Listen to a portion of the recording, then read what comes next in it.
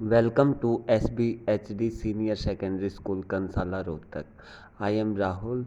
Today we will discuss about Class 11 chapter Discovering Tut. This saga continues. चलिए बेटा start करते हैं। मिस्र पर राज किया। जब मैं मरा तो मेरे शरीर को ढेर सारे सोने के साथ रख दिया गया और मुझे वक्त के साथ बुला दिया गया।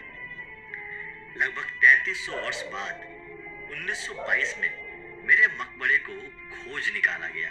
उस टाइम की जनरेशन ये आइडिया लगा रही थी कि मेरे साथ क्या हुआ होगा। कुछ लोग तो ये तक कह रहे थे कि शायद मेरी हत्या कर दी गई थी। अब 80 साल से ज्यादा समय बीत चुका है जब मेरे शरीर को मकबरे से निकाला गया। उस समय तेज रेतीली हवाएं चल रही थी जब मुझे वहां से निकाला जा रहा था। उस जगह को वैली ऑफ किंग भी कहा जाता है। ये वो जगह थी जहां पर कई राजाओं को दफनाया गया था। शायद इसीलिए इस जगह को वैली ऑफ किंग कहा जाता है। 5 जनवरी 2005 शाम के लगभग 6 बजे होंगे। दिन भर आसमान में काले बादल छाए रहे और शाम 5 बजे दुनिया का सबसे प्रसिद्ध, सबसे कंट्रोवर्शियल मम्मी यानी मेरे शरीर का सीटी स्कैन किया जा रहा था। वैसे मेरे सर का अधिकांश हिस्सा सोने से जड़ा हुआ था। ये सभी लोग मेरे बारे में बहुत से राज जानना चाहते थे। शायद इसीलिए मेरे शरीर को इतने ध्यान से जांचा जा रहा था। सीटी स्कैनर में डालने से पहले यानी दोपहर में पूरी दोपहर दुनिया भर से न जाने कितने टूरिस्ट आए सिर्फ और सिर्फ मेरी बॉडी और मकबरे को देखने के लिए। वो बहुत ही आश्चर्यजनक तरीके से मेरी कब्र के दीवारों को देख रहे थे और मेरे चेहरे को देखे जा रहे थे। लोगों को सबसे ज्यादा चौंका देने वाली चीज मेरे ताबूत का वो हिस्सा लगा जहां पे मेरी ही तस्वीर बनी हुई थी। लोग काफी अचंभित भी थे और डरे हुए भी थे कि अब आगे क्या होने वाला है। डरे हुए क्यों थे? एक्चुअली मेरे मकबरे को लेके एक डरावनी बात प्रसिद्ध थी। वो ये कि मेरे पूर्वजों का अभिशाप था कि जो मेरी कब्र को परेशान करेगा उनकी मौत हो जाएगी। हाँ, उनकी मौत हो जाएगी। लॉर्ड कार्नावन ये वही इंसान था जिसने मुझे ढूंढा था। उसकी भी मौत हो गई। पता है कैसे? मच्छर के काट लेने से। अगर 1922 की बात करें तो हार्वर्ड कार्टर ने मेरे मकबरे की खोज की थी। वैसे तो वैली ऑफ किंग के सभी मकबरों को लूट लिया गया था सिवाय मेरे मकबरे के। इसलिए मेरे मकबरे में बहुत सारे सोने, जवाहरात और न जाने क्या क्या चीजें मौजूद थी। मेरे मकबरे में शाही साजो सामान से लेके सभी तरह की चीजें थी जो रोजमर्रा के काम में आती थी, जैसे शतरंज, रेजर, कपड़े, भोजन, शराब आदि आदि आदि। कार्टर को मेरे मकबरे से इतना सारा सामान मिला कि उसे लिस्ट बनाने में महीनों लग गए। मेरे मकबरे में 3 ताबूत थे। जब कार्टर ने पहला ताबूत खोला तो उसे कफन मिला जिसमें बेत, जैतून के पत्ते, कमल के फूल की पत्तियां, मक्के का फूल और अजवाइन की मालाओं से सजाया गया था। खैर, इससे ये पता चलता है कि मेरे को मार्च या अप्रैल के महीने में दफनाया गया होगा। जब कार्टर ने मेरे बॉडी को ताबूत से बाहर निकालना चाहा तो उससे बड़ी दिक्कत हुई क्योंकि सोने से जड़े होने के कारण मेरी बॉडी उस ताबूत से चिपक चुकी थी। उसने काफी कोशिश की उसको पिघलाने की, पर वो पिघला नहीं।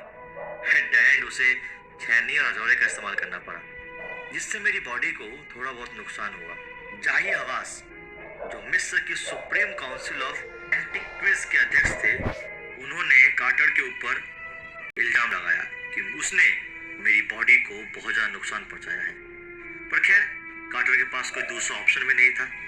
अगर वो वहीं छोड़ देता तो एक न एक दिन चोर उसे चुरा ले जाते। वैसे मेरे टाइम पीरियड के जो राजवंश थे वो बहुत ही अमीर हुआ करते थे।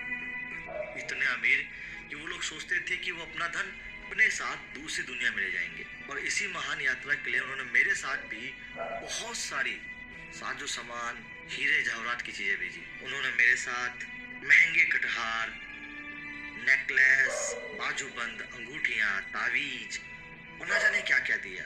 उन्होंने मुझे बहुत सारे शुद्ध सोने से बनी हुई चीजें दी जो अपने आप में काफी यूनिक थी। बीते कुछ सालों में जो पुरातन विज्ञान होता है, जो हिस्ट्री की खोज करता है, उसकी तकनीक में काफी बदलाव आया। आज के लोगों को खजाने में कुछ ज्यादा इंटरेस्ट नहीं है। आज के लोगों को जिंदगी और मौत, इसके रहस्य जानने में ज्यादा इंटरेस्ट है। इसीलिए 1968 कार्टर की खोज के 40 वर्ष बाद मुझे दोबारा से उठाया गया। मेरे ताबूत से मुझे निकाला गया एक्सरे के लिए। उस दिन इन लोगों को काफी चौंका देने वाली बात एक पता चली। वो ये कि मेरी बॉडी में पसलियां ही नहीं है। क्यों? शायद इससे इनको ये ज्ञात हो गया कि मेरा मौत नहीं, एक वध था। जी हाँ, शायद किसी ने मेरी हत्या की थी। मेरे मरने के बाद मेरी परिवार का राजवंश समाप्त हो गया, तो मेरा दफनाया जाना अपने आप में एक इतिहास की बहुत बड़ी घटना थी। आमनोहोटेप थर्ड मेरे पापा या मेरे दादा थे। वो एक बहुत ही शक्तिशाली राजा थे। उन्होंने लगभग 40 सालों तक मिस्र पर राज किया। उसके बाद उनके बेटे आमनहोटेप फोर्थ राजा बने। इन्होंने भी काफी सालों तक राज किया और इन्होंने अपने राज टाइम पे एक बड़ी ही अजीब प्रचलन स्टार्ट किया। वो ये कि सभी लोगों को सूर्य देव की पूजा करनी है, जो नहीं करेगा उसे सजा मिलेगी। इसके बाद उन्होंने अपना नाम भी चेंज कर लिया और अपना नाम रख दिया अखेनटन, जिसका अर्थ होता है सूर्य का नौकर। अखेनटन ने आमन की सारी मूर्तियां और सारे मंदिर तोड़ दिए और सिर्फ सूर्य देव की पूजा करने को कहा। उनकी मृत्यु के बाद मैं आया। मैं 8 साल तक मिस्र पे राज किया।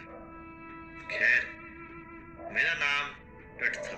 मैंने अपना नाम टट से टटनखामुन रख दिया, जिसका अर्थ होता है अमन से जिंदगी जीने वाला। खैर, 9 साल की कम राज गद्दी शासन के बाद अचानक से मेरी मौत हो गई। मेरी मौत हो गई या मेरे को मौत के घाट उतार दिया गया, ये सवाल तो आज भी सवाल ही है। मिस्र में 2003 में मम्मी प्रोजेक्ट स्टार्ट किया गया। इसमें 600 से ज्यादा मम्मियों की खोज की गई और उन पर अलग अलग तरीके से जांच की गई। उनमें से एक मेरी भी शव थी। जब मुझे सिटी स्कैनर में डाला जा रहा था दोबारा से, तो अचानक दुनिया की सबसे महंगी स्कैनर मशीन बंद पड़ गई। ये मेरा अभिशाप था। अरे नहीं, एक्चुअली उसमें कुछ रेत घुस गई थी, जिसकी वजह से मशीन काम नहीं की। काफी टाइम तक स्कैन करने के बाद जब मेरी तस्वीरें ली गई, तो ये बात तो साबित हो गई कि कार्टर ने मेरी बॉडी को कुछ ज्यादा नुकसान नहीं पहुंचाया था। इससे जाही हवास, वही इंसान जो सेक्रेटरी था, जिसने कार्टर के ऊपर केस करने की बात कही थी, जिसने कार्टर के ऊपर इंजाम लगाया था, उसको बड़ी सुकून से नींद आई।